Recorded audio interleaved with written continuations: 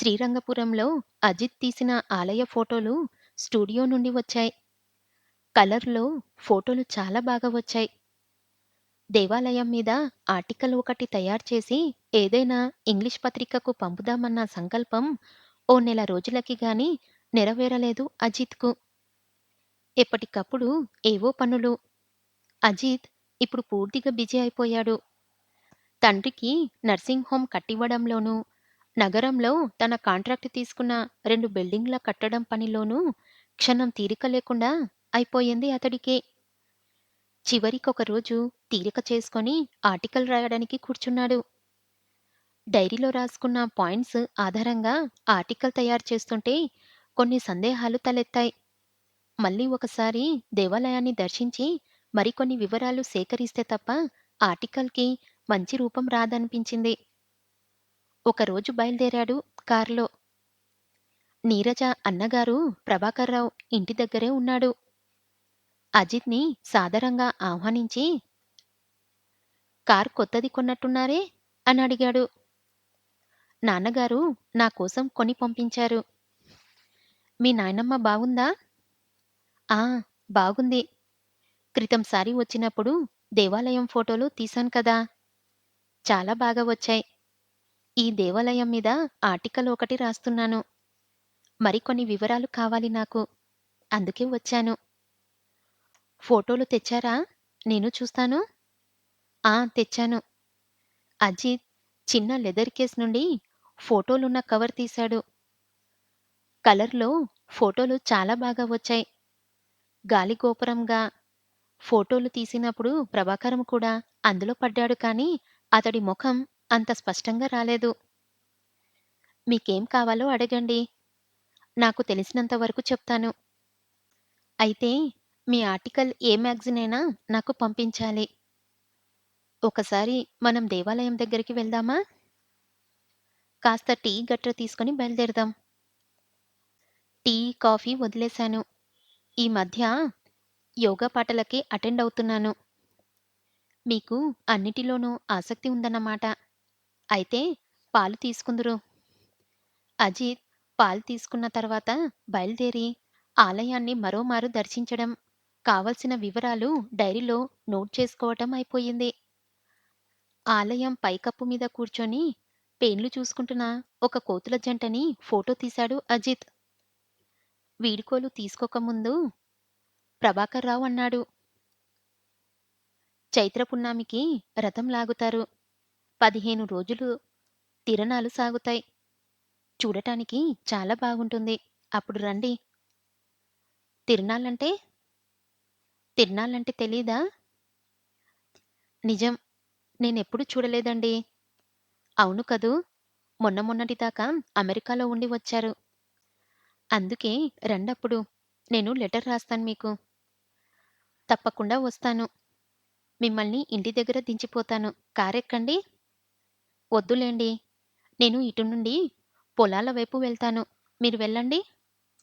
ఆయనతో వీడ్కోలు తీసుకొని కొంచెం దూరం వచ్చాడో లేదో అజిత్ మనసు మారిపోయింది.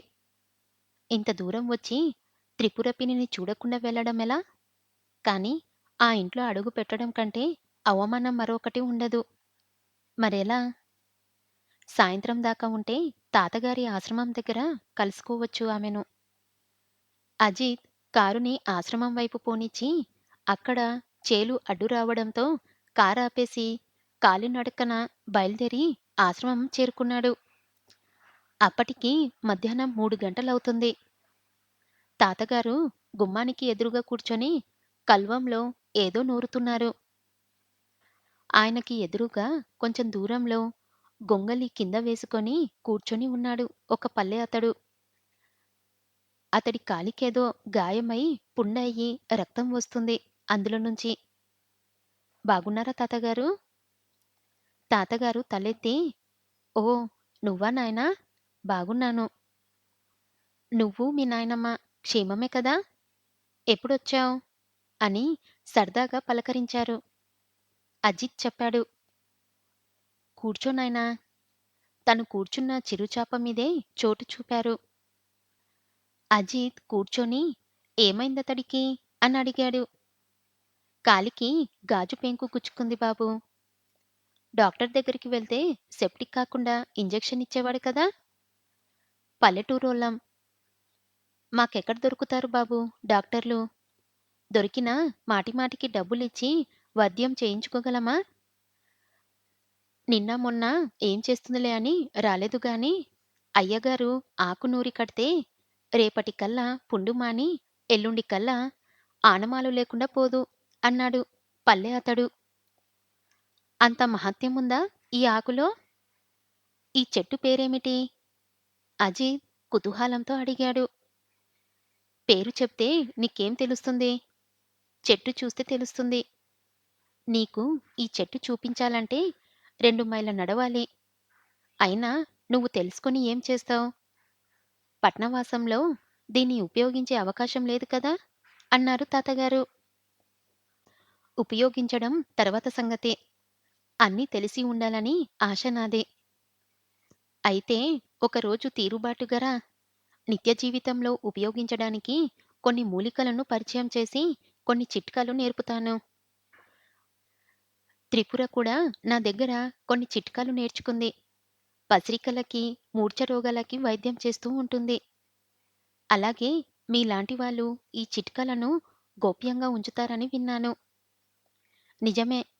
అలా గోప్యంగా ఉంచడం వల్లే వీటి గురించిన జ్ఞానం జనబహుళశాలనికి తెలియకుండా పోతుంది.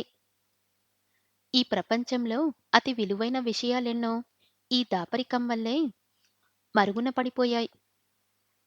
నా మటుకు నాకేమనిపిస్తుందంటే, ఒక విలువైన వస్తువు విలువ అందరికీ తెలిసి ఉండాలని, దాన్ని సరైన సమయంలో ఉపయోగించుకోవాలని అనుకుంటాను.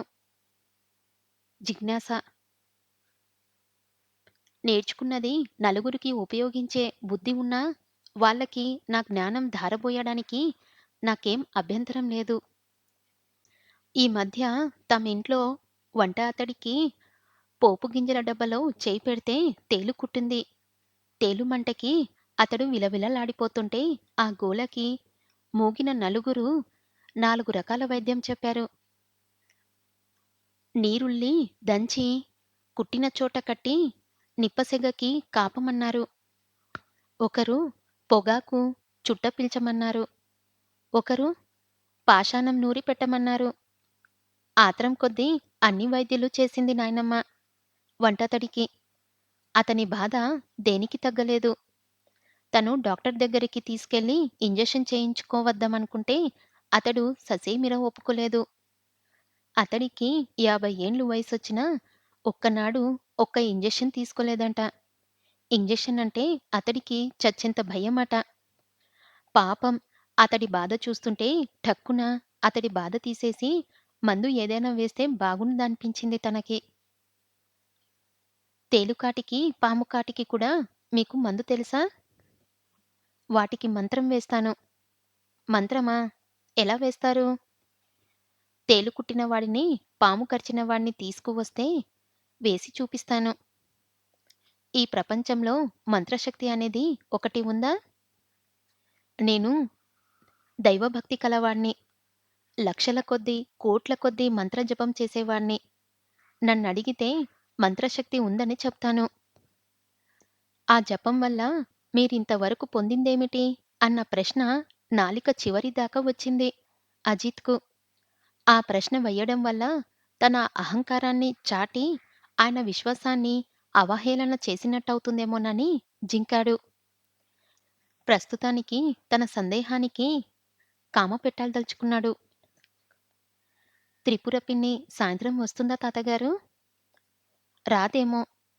నిన్న బాగా జ్వరంతో వచ్చింది. మందించి పంపాను. ఇవాళ భోజనం పిల్లవాడు పట్టుకువచ్చాడు. జ్వరం ఇంకా విడవలేదని చెప్పాడు వాడు. పిన్ని రాదనేసరికి అతడికి చెప్పలేనంత నీరసం అనిపించింది. ఇప్పుడేమిటి చేయడం? పిన్నికి జ్వరం వచ్చిందని తెలిసి కూడా ఇంత దూరం వచ్చి చూడకుండా ఎలా వెళ్ళడం? నేను వస్తాను తాతగారు. మంచిది నాయనా. ఒక్కసారి యశోదను తీసుకురాకూడదూ?